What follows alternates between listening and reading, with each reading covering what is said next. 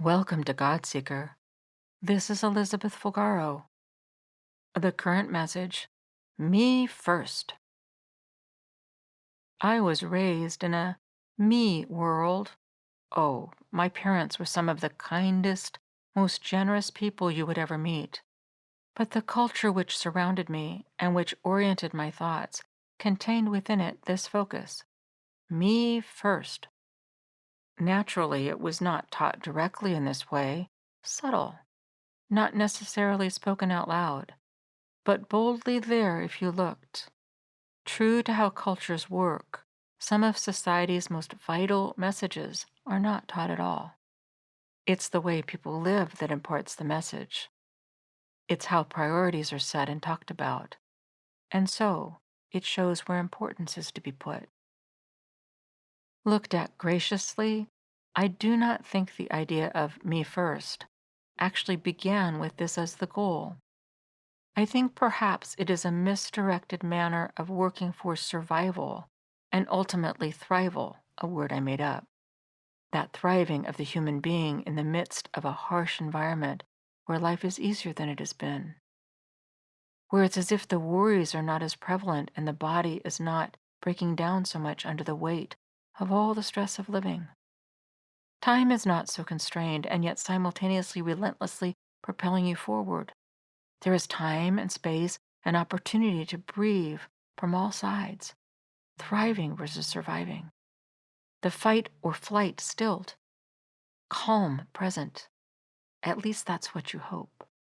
Leisure even there where, because of financial position which has come into being, the swirling thoughts can stop. Ease, comfort. Perhaps your time and energy can be spent on tasks and activities which are of greater personal meaning and purpose to you, instead of on that which goes towards covering bills, but not necessarily completely.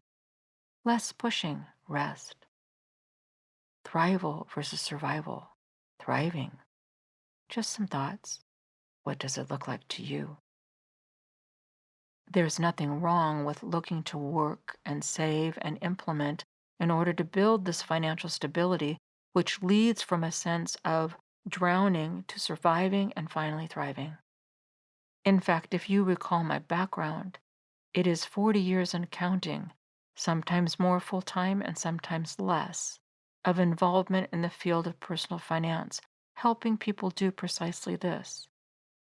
I am still involved in one aspect of my professional life, assisting people in this way to build their best versions of their lives, which usually includes a financial stability which leads to this freedom in living.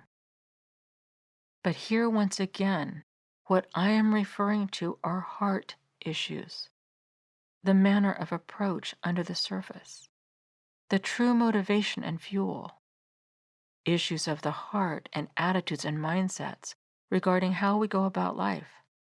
And for me, and many in the culture of the United States of America, to me, it seems as if we were taught me first.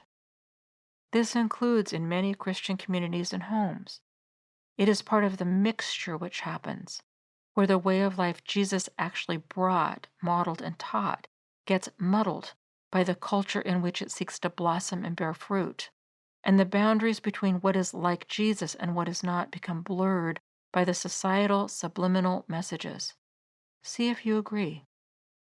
There is a need to survive. This is clear. It is one of our most basic needs, and this is mirrored by our instincts. Well meaning teachers, advisors, and family members teach and preach to go out there, get the education, get the job, and work for the promotion. Work for the raise and income. Make sure you get it first. Build your empire. There is nothing wrong with working towards becoming self supporting, towards surviving for more, and even thriving. Do you hear me yet? These skills, this way of living, is actually vital to the health of the overall community, to all of us together. Yet within the culture of the United States of America, the message to get some tends to be communicated in a way you are told it's all about you. You need to build for you. to look for yourself and for yourself. And the way of pursuing this is grounded on a me first mindset, often with an obliviousness to the ones next to us. Now, this is the dilemma. In sharing this with you, I am not proposing one society defined ism over another. Capitalism, socialism, whatever ism. I am simply sharing what I am learning. How I was raised, and you might have been too, contains an underlying message in the how recommended, which may not look like Jesus. I am not looking for or promoting any human made system. I'm saying let's stop, pause, consider, reflect. What did Jesus do? What lifestyle did he model? And what does this mean for us? What needs to change and what is Christ like already? So what needs to stay the same? Jesus, remember, was the visible, perfect reflection of God. He only did and said what Father wanted. So when you looked at Jesus, watched and listened to him, you literally saw God. How supernatural, supreme God in heaven would act, and what was important to him. The stories Jesus told were called parables, symbolic, to be interpreted, pictures of how life was to be when it reflected God's kingdom versus how life was when it was not. In the parables, Jesus shared God's way of life in comparison to how the Jewish people had interpreted God's way to be. Jesus shook up their thinking. He literally blew apart what they thought they knew. He demonstrated by the stories he told, the examples he gave, and how he treated people on a day-to-day basis, that the hierarchical structure which society had created to slot people into different levels of value and importance was not how things really worked in God's kingdom. We were not to strive for me first, without regard for the good of the we, for the community. And Jesus confirmed that there is a reckoning coming, a time for all when human structures which do not reflect God's design will evaporate as if they have never been, and for all eternity, finally God's full way, the way of his kingdom, which is community, will be restored and remain. The truth is, there will be consequences for how we treat one another. God's way has never been for all for me and none for you. Not me first, but for all of us in this together. Jesus tells a parable of two men, one who in life had been a rich man, and the other his poor neighbor. In the Gospel of St. Luke, chapter 16, verses 19 through 26. There was a certain rich man who habitually clothed himself in purple and fine linen, and reveled and feasted and made merry in splendor every day.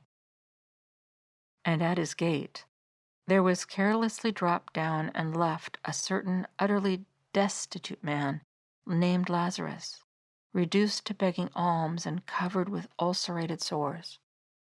He eagerly desired to be satisfied with what fell from the rich man's table. Moreover, the dogs even came and licked his sores. And it occurred that the man reduced to begging died, and was carried by the angels to Abraham's bosom. The rich man also died and was buried. And in Hades, the realm of the dead, being in torment, he lifted up his eyes and saw Abraham far away and Lazarus in his bosom. And he cried out and said, Father Abraham, have pity and mercy on me, and send Lazarus to dip the tip of his finger in water and cool my tongue, for I am in anguish in this flame. But Abraham said, Child, remember that you in your lifetime fully received what is due you in comforts and delights, and Lazarus in like manner the discomforts and distresses. But now he is comforted here, and you are in anguish. And besides all this, between us and you a great chasm has been fixed, in order that those who want to pass from this place to you may not be able, and no one can pass from there to us. You see, in life, the rich man ignored the needs of Lazarus. He treated him as if he were less and unneeded, disposable.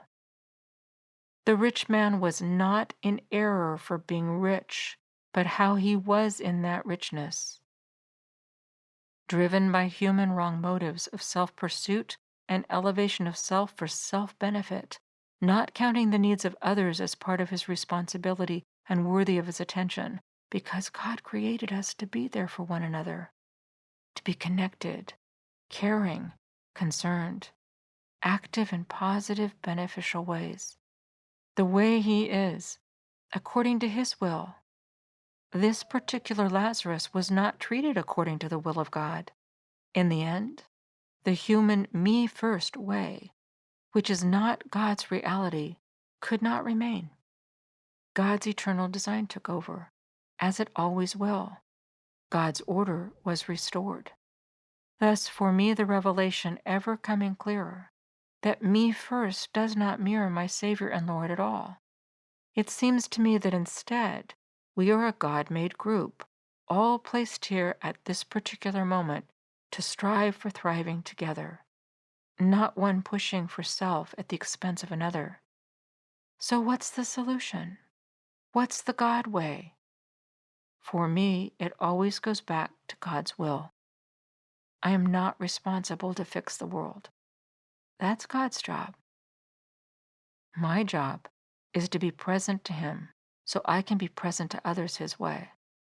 Thus, here I am again focusing on listening for God, for the interior whispers in His heart and the nudge what to do when and what not, for the good of the whole, which is His heart. Listen to the song, Master Redeemer. Give Him your life again. Ask Him for eyes to see what He sees and His love to well up in you for what He wants. Listen to the song again. Make it your prayer. You can find the song Master Redeemer on my YouTube channel, on various streaming services, and always on CD. It's part of the Walk on Water album. Thank you for joining in. This is Elizabeth Fulgaro. I am praying for you. God Seeker messages are brought to you by Eagle's Nest Foundation. Until next time, listen to the song Master Redeemer and keep seeking God.